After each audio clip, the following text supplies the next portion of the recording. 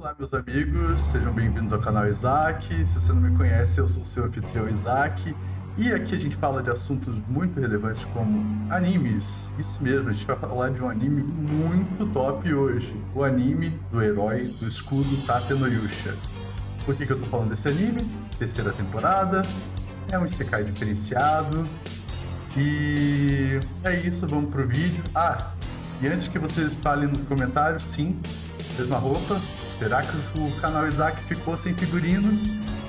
Será que eu não lavei roupa essa semana? Bom, é um mistério, vocês nunca saberão. O anime Tate no Yusha no Nariagari segue a história de Iwatani Naofumi, um jovem comum que é convocado para um mundo de fantasia junto com outros 3 jovens, cada um escolhido para se tornar um dos 4 heróis lendários. Comum, assim ele não é, né? Ele é otaku, recluso. Bom, se bem que isso hoje em dia é bem comum no Japão, né? No entanto, Naofumi é designado como o herói do escudo, o que o torna impopular e marginalizado pelos outros heróis e pela sociedade em geral. Fácil de entender, né? Imagina você ser convocado para ser herói em outro mundo, aí o pessoal fala, e qual que é a sua arma? Você, é um escudo. Mas qual que é a sua arma? Não, é o escudo mesmo.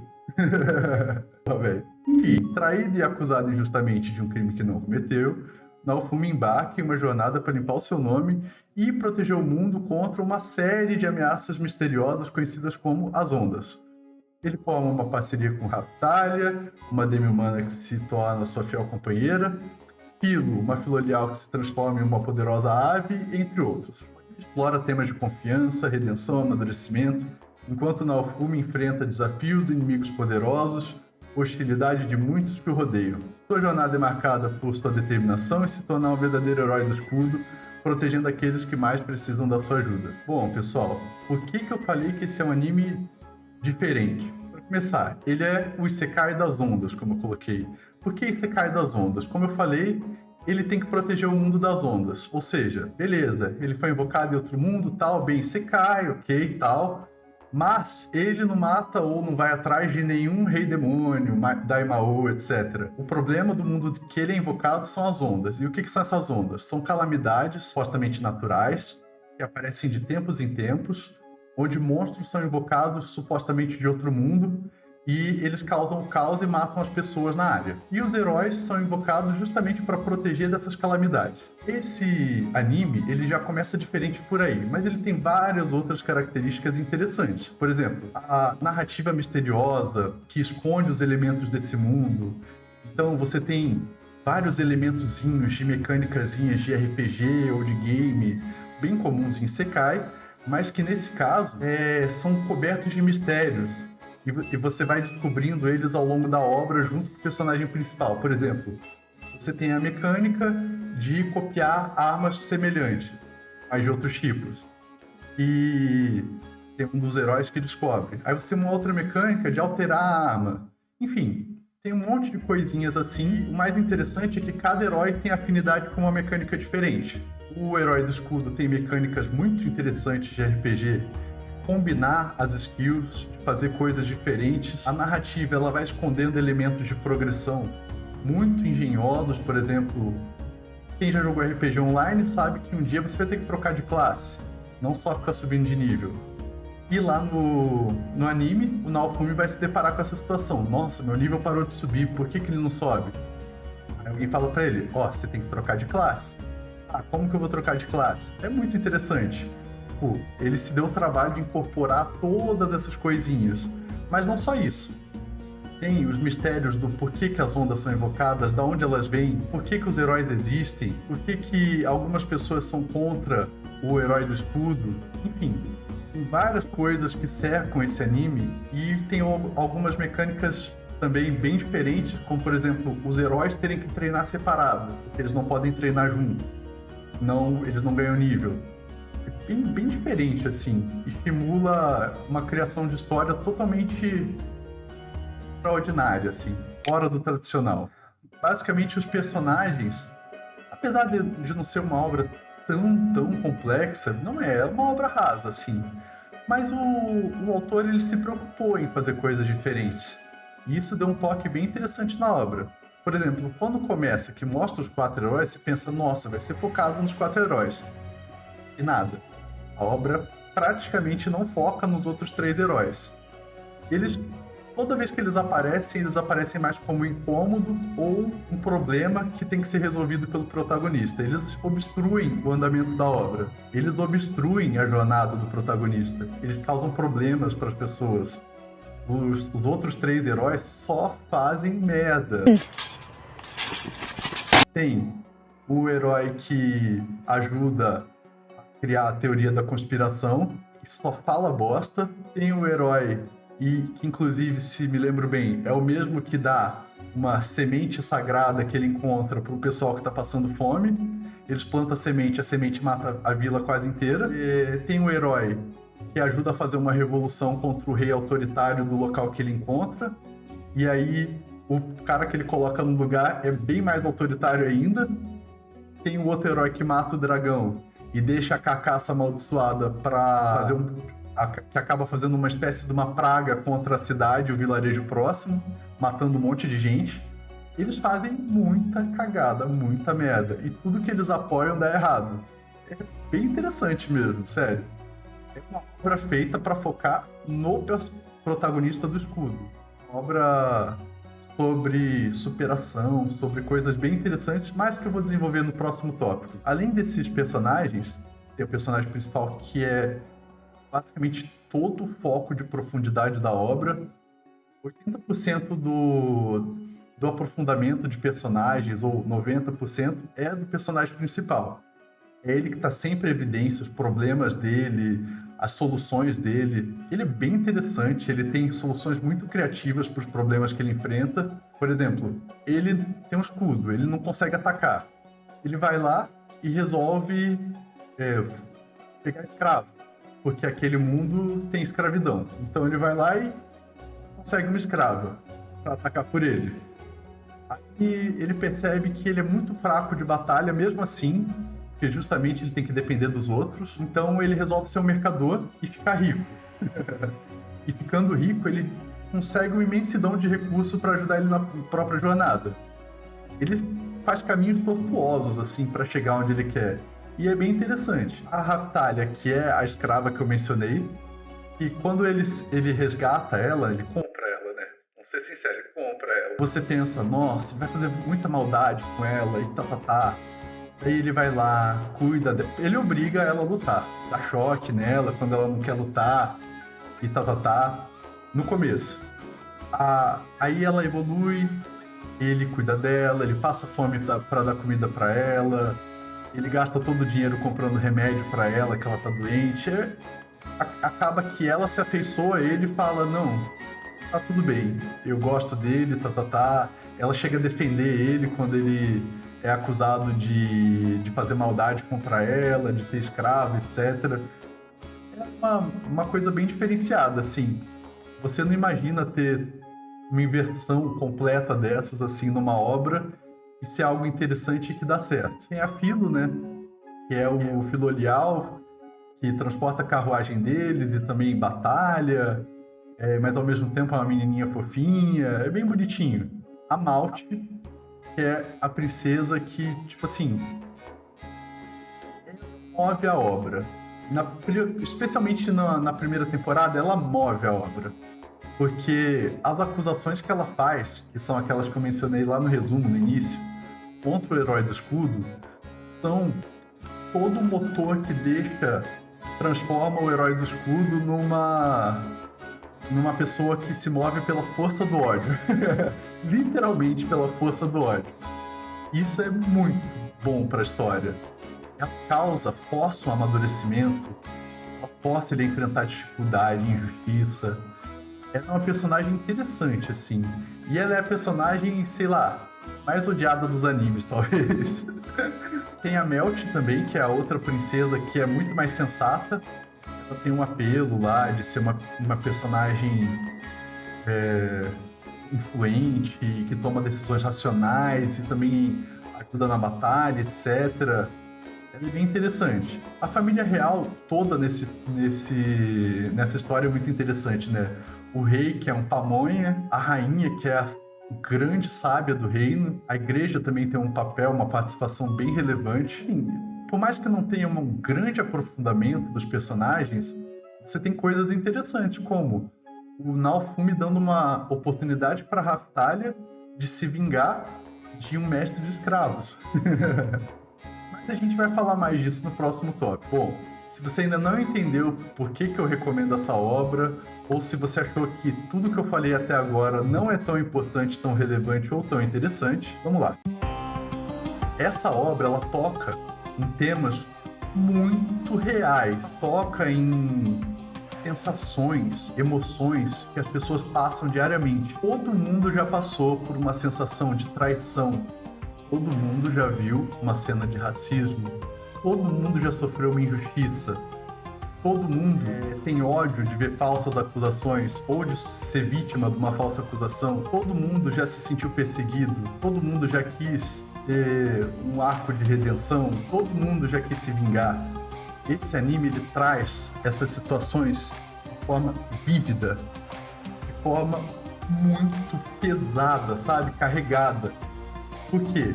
Desde lá do primeiro episódio, quando ele chega, os outros heróis falam pra ele: nossa, mas você é só o herói do escudo, né? Ai, que pena, você não vai poder fazer nada aqui. Dali pra frente, ele sofre uma rejeição imensa, é todo mundo contra ele.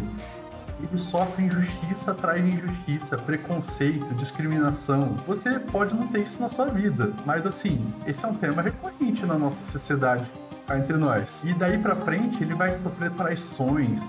Tudo que você pode imaginar de ruim aconteceu com ele. O crime que ele é falsamente acusado é a Malte que planeja. Ela vai com ele, depois, no meio da noite, ela sai correndo, gritando no castelo, e ele tentou estuprar ela. E, na verdade, a gente sabe que é mentira, que nunca aconteceu. Mas na história é chocante, igual na vida real. Na vida real, esse tipo de acusação, por mais que ele seja coberto de muitas injustiças que a gente vê na mídia, etc., tem um peso muito grande, né? Marca a pessoa. Não vou citar nomes que eu não quero ser processado, mas a pessoa que fica com essa pecha de estuprador, de abusador, ela fica marcada para a vida. E nesse desenho, ou tanto faz o anime, o mangá, etc., eu não li nem o mangá, nem o light novel, nem o webcomic, acho que é. Mas o anime traz bem vívido isso. Como ele é tão acusado, especialmente porque o reino deles é um matriarcado, não é um patriarcado. Então a mulher é muito importante nessa obra. E ele é falsamente acusado e todo mundo acredita nela, todo mundo toma a palavra dela. A gente sabe que isso existe na vida real.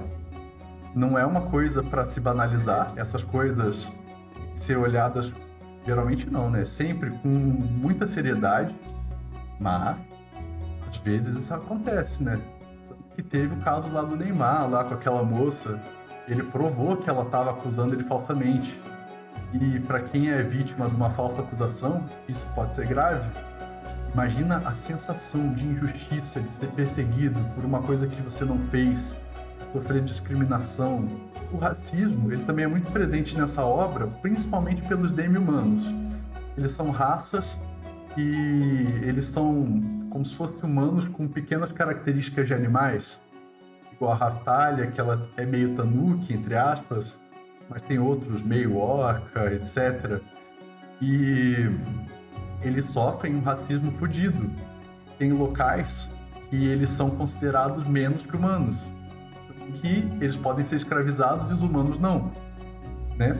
Então essa temática do racismo, ela é muito forte, da escravidão. E aquele momento, tem muita gente que confunde nessa obra a questão do personagem principal comprar a Raftalia com uma apologia à escravidão ou algo assim. Só que as pessoas esquecem que lá mais pra frente a Raftalia é libertada do selo de escravidão e ela pede para voltar com o Naofumi. E ela fala: não, eu tenho orgulho de estar com ele, ele é um herói. Não apenas isso, ele tenta salvar os escravos demi-humanos. E no anime, eu sei que é um pouco diferente das outras obras, Ele enfrenta o mercador de escravos, um mercador de escravos lá que tá raptando os escravos. Ele acaba com ele. Na verdade, ele deixa a Raftalia acabar com ele, que é muito simbólico. E ele cria uma terra que é cedida a ele pela rainha, onde só vivem demi-humanos. Todos os demi-humanos, ex-escravos que ele salva, ele leva pra lá. Ele se torna um libertador de escravos. Então, assim, o pessoal que fala mal dessa obra, que fala que o personagem principal é um escravista, meu amigo, você melhore. Que análise é essa que você tá fazendo? Você viu até o final? Acho que não. Mas enfim, né? A polarização de hoje em dia é difícil.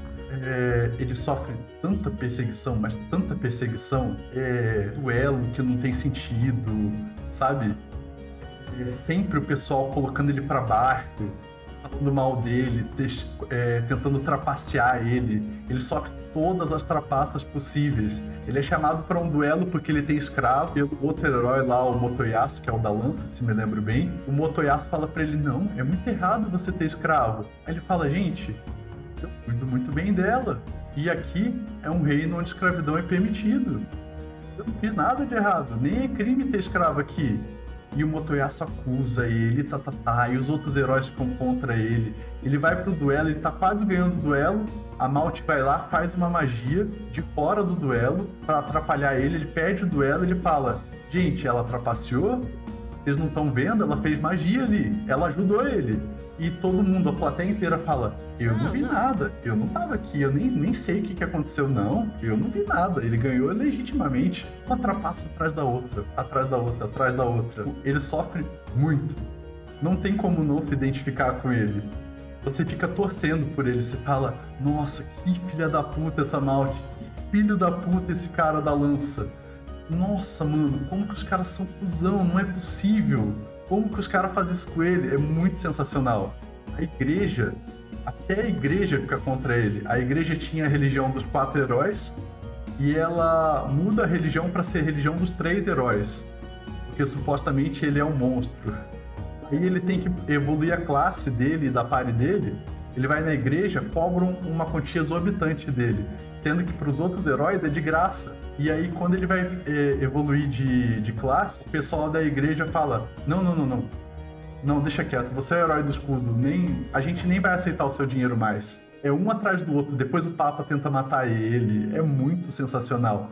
E no final, quando ele vai se redimindo, né, ao longo da trama, as pessoas vão gostando dele, ele corrige as cagadas dos outros heróis, ele salva uma vila, salva outra, salva os escravos. Lá no final, quando ele termina de se redimir, quando ele prova que a Malt mentiu, a rainha se revela, fala, olha, agora que você conseguiu limpar o seu nome, eu vou te conceder, por favor, você pode se vingar dela, o costume do reino é a morte por decapitação, você é livre para decidir o que você quiser. E ele vai lá e dá a cartada de mestre e fala, não, eu tô acima disso, eu não vou matar ela. Ela não merece isso não, ela merece continuar viva para ver eu crescendo cada vez mais. É muito sensacional, ele dá um apelido para ela de Beach, que se torna o nome dela, e deixa ela viva. Cara, é muito legal mesmo. Conclusão, essa obra é muito legal, ela não é das mais profundas, intelectuais, etc. Mas ela é uma boa diversão, muito interessante. Você, independente de quem você for, do que foi a sua história de vida, você vai se identificar com ela. Você vai lembrar de quando você teve uma grave injustiça, de quando você se sentiu perseguido, preterido de qualquer forma. E você vai torcer pelo herói principal. O grande defeito dessa obra é isso funciona muito bem no começo. Depois de um certo ponto, lá, principalmente pro final da primeira temporada, a maioria dos mistérios é revelado e ele se redime e se vinga, né? Dando nome para Malt de Beach. Esse é o grande defeito. Você tá indo numa progressão lá sempre interessante, tal, aí ali, pá, desfaz várias coisas se resolvem. Meio que você vai pra segunda temporada, tem que saber o que esperar, porque não tem vilões, os vilões são as ondas. Resolveu quase todos os mistérios, você fica meio perdido assim, sabe? Falta um grande vilão, falta mistérios para serem colocados assim como cliffhanger, para segurar a pessoa naquela expectativa.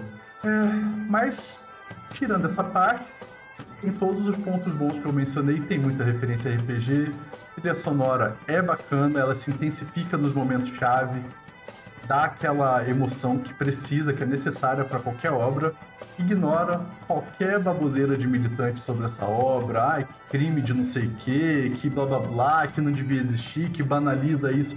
Não, ignora, é muito bom. Se você gosta do gênero, assiste. Inclusive, vamos fazer um adendo aqui, que esse anime ele faz uma coisa bem interessante. Ele bota um monte de personagens femininos em volta do protagonista, típico de anime de harem, que a gente fala, mas ele não sexualiza nenhum deles, só a Raftalia. Fica como meio que o par destinado do Naofumi. Não é tipo, sei lá, Arifureta, e todo mundo fica lá quase com os peitos de fora, em cima, se jogando em cima do protagonista. Não que não possa, né? Tem muita gente que gosta, sou mais afim de outra coisa. Mas enfim, é bem interessante, ignora a baboseira de militante. Poderia ser melhor, poderia, mas vale a pena acompanhar. Se você não conhece a obra ainda, assiste. Passa pela segunda temporada, ela é um pouquinho sofrida mesmo. Foi no meio da pandemia, o pessoal fez meio que de má vontade, assim. Foi meio sofridinho, sim. A animação deixa a desejar um pouquinho, a trama perde um pouquinho o sentido, mas a terceira temporada começou muito bem. E se você parou também, volta, porque tá muito bom. E é isso. Acompanhem. É show, é top. Até mais. Ô, racismo, bom dia.